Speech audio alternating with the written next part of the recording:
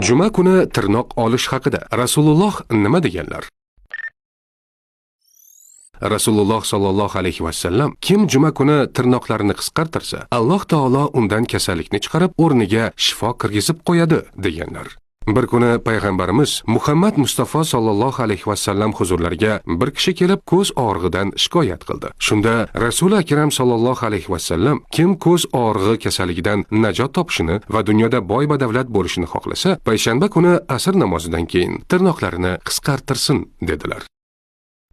Shu o'rinda tirnoq olishning tartibi haqida ham bilib olsak. Tuhatul Axbor kitobida tirnoq olish tartiblari bunday bayon qilingan. Tirnoq olish o'ng qo'l ko'rsatkich barmog'idan boshlab bosh jimjalog'igacha olinadi. So'ng chap qo'l jimjalog'idan boshlab bosh barmog'i tirnog'ini olib, oxirida o'ng qo'lining bosh barmog'i tirnog'i olinadi. Qo'llardan so'ng o'ng oyoqning jimjalog'idan boshlab chap oyoqning jimjalog'ida tugatiladi. Manba: O'zbekiston musulmonlar idorasi, muslim.uz portali. Tibbiyot _ rasmiy kanalimizga obuna bo'ling.